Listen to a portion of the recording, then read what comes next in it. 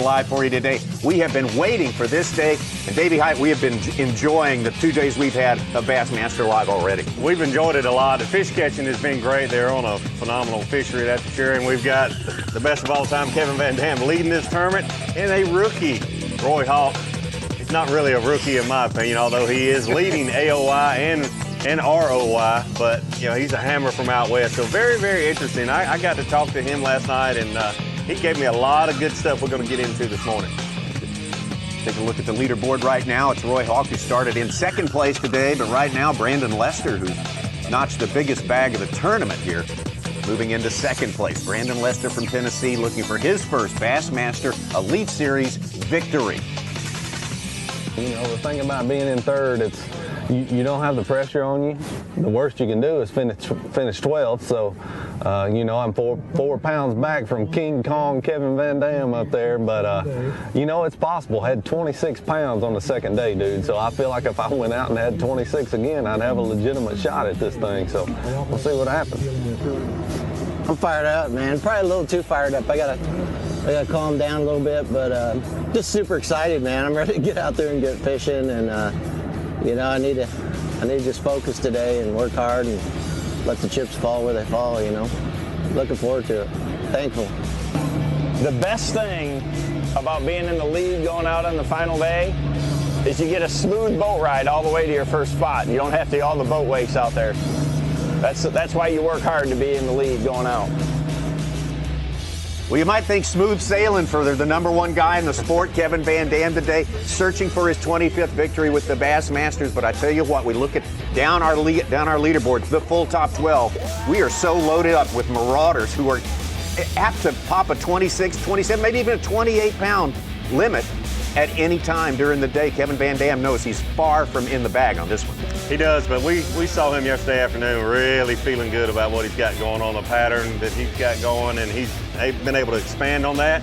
But I'm going to tell you what, I talked to Roy Hawk, Brandon Lester, a few other guys, Randall Tharp. There's some other guys that absolutely think they've got a good chance to catch Kevin VanDam and pass him today. Take a look at who's pursuing Kevin VanDam as we take a look at our Rapala 5 Live. How about Seth Feider? Seth Feider, who has certainly come into his own in the past 2.5, 3 years here on the Bassmaster Elite Series. He seems to be a threat just about anywhere we go. He's done a great job this week. He said he had a terrible practice coming in. He had found 6 bedding fish, and that's all he had coming in. He's done a great job. Randall Tharp hasn't been with the Bassmaster Elite Series his whole career, but his whole career has been marked by some remarkable performances. Had a victory just a couple of years ago on Norfolk Lake, Bull Shoals Lake in Arkansas this time of year. Yeah, but he had a tough start at the first event there at Lake Martin, but man, he came back strong this week, having a great week. When I saw this event on the schedule, I thought about a few people in particular. Randall Tharp's the guy you expected to do well here. Brandon Lester put it very well when we heard from him just a moment ago. Said, listen, I caught 26 pounds plus here. I can do that again, and absolutely, that's what would give Kevin VanDam the most trouble. He's already made a move this morning, and I agree with him. If he can catch 26 pounds like he did just 2 days ago, he can walk away with his first blue trophy. Very talented angler from Tennessee, looking for his first victory. Also looking for his first Bassmaster Elite Series victory in 2 whole Bassmaster Elite Series events. The guy from the West, Roy Hawk, who is a rookie, as you say, in name only pretty much, but he does qualify as a rookie and certainly leading Toyota Bassmaster Angler of the Year points at this point in the season, having finished second place in our first event on Lake Martin. A very, very impressive angler. We'll get to know him better today. We know this guy pretty well already. Yeah. We know what he's capable of, and he has his eyes on a victory. I mean, there's nobody who's going to dig in harder, who's going to bulldog harder than this guy. Yeah, it just makes me laugh every time I think about 4 or 5 years ago, people were asking, is he ever going to win another event? This will be about the 5th one since some people were asking that question if he wins today. He sort of set the tone a couple of days ago on our show. Says, what do you think about all your victories? He said, I don't care. I want this one. Yeah. I want this next one right now. All the rest of them are in the rearview mirror. Kevin VanDam always looking forward. That's been one of the keys to his success. What will it take today to have success on our remarkable playing field, Grand Lake of the Cherokees, here in eastern Oklahoma, just east of Tulsa, and right there our great host city, Grove, Oklahoma. We're going out of Wolf Creek there. About 40, 50,000 acres, depending on who you believe here, and it is such fertile water, Davey. Just fertile water coming out of Kansas, and that green tint, just a lot of shad in this lake, and the quality of the fish are really, really there. And that's been the key all week. You catch 2.5, 3 pounders, You went home on Saturday. You weren't even able to make the first 50 cut, but just a great fishery, fertile water, lots of shad.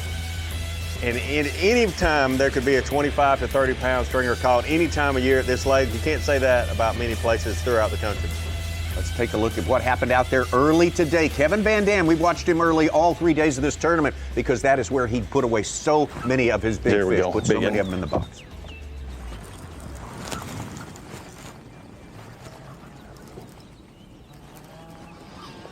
Yep.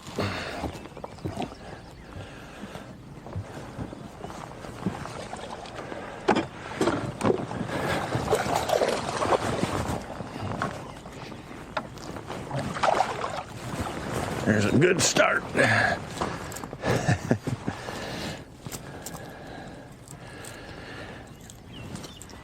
It's, 3.5.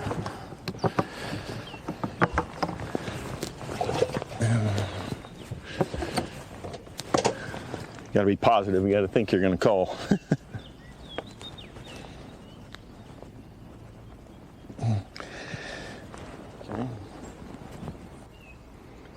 If you're just joining us, Kevin's done that every morning. We've been with him for the last 3 mornings, and he's getting started each and every morning with a jig and with a square bill crankbait. It's been pretty uneventful so far. Gosh, I've had 3 bites is all. One of them was a short, and one of them was a nice fish. And I just had another one just a minute ago, looked like a real big one, just pushed the bait and didn't get it all the way and come off. So, you know, it's not been easy every day. I've you know, hit a couple of spots, and when you can do well in a hurry if you pull up where they're moved up, and just stay the course and run my program, and sooner or later I'm going to get bit. But hasn't been quite as good as the other mornings for sure. Yesterday seemed like it was a really good afternoon to figure out something different. Yeah, in the afternoon, you know, I just really got more dialed in where the fish stage up on coming in on these little turns and things like that, leading into these spawning pockets, and you know, you got to follow them back every day. So I'm fishing everything all the way to the backs of the pockets, but they've been kind of on the corners of little points, and whereas there's channel swing where it kind of flattens out, things like that. So just trying to, I mean, you have to fish everything, unfortunately, but I really focus on those areas, and that's where most of my bites have come.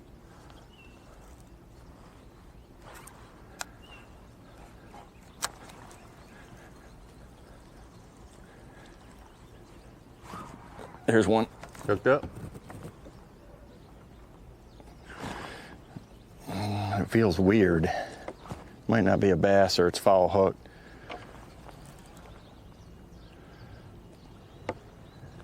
Yeah, it's a carp. Wow. Every day so far in this tournament, Kevin VanDam has gotten off to a great start, usually about 15, 16, 17 pounds in the boat in the first 2 hours, and this is the best one from yesterday, very, very early with low light. He did a great job landing this fish yesterday. Throwing a square bill crankbait back in real shallow water behind this cable, and I've never seen this done before in a tournament. He got to the cable and just put his rod over and back under, and just very calmly landed this 6-pounder.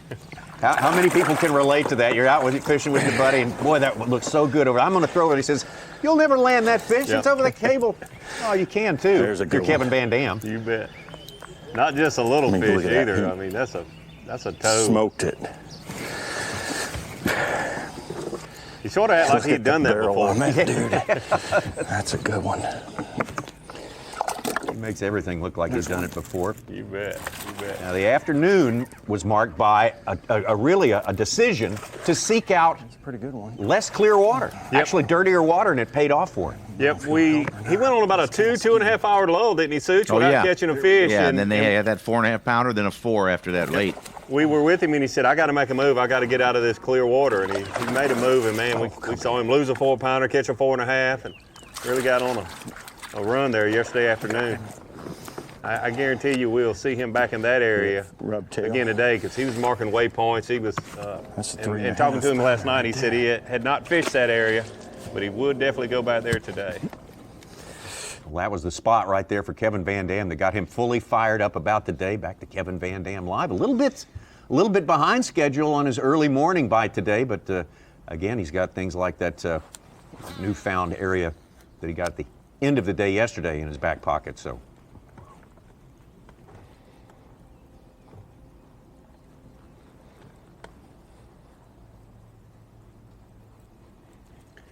You see here on the map, Kevin talked about yesterday, and I got a few questions last night from people on social media asking about transition areas. We heard him talking about that, and it's where you have a transition in different types of rocks, and it's typically when you have a depth change, and the contour lines where they're closer together is where you'll see that more often. The flatter places like you see in front of that first dot there, just around that point, are not the places that he's really focusing on. When you do see him fishing those flatter areas, he's off the bank a little more, he's throwing at stumps, things that he can see with his eyes and with his side imaging on his Humminbird graph. But the Lake Master map you have here shows you a lot. And those tighter contour lines, there'll be rock changes and that sort of thing where those fish are just sitting, waiting to transition to go up and spawn. On the flatter areas where you see the contour lines wider in front of those docks, you look for stumps and blowdowns and wood and that sort of thing. And that's what he's targeting. And when the sun gets up, he can see those things, not only with his electronics, but visually he can see them out in front of the boat. But early in the morning, low light like this, he's using his side imaging. He's carved out the best game plan so far with that. If you're just tuning in for the first time to this Grand Lake tournament, That's what you want. It's a spawning event. You might expect to see more people actually cruising the pockets, looking for beds to sight fish. But again, Grand Lake dirtier than normal here. It is. It is. Another angler who fits that category. Not looking at him per se, but doing a very similar deal to what Kevin VanDam's doing as Roy Hawk took great success.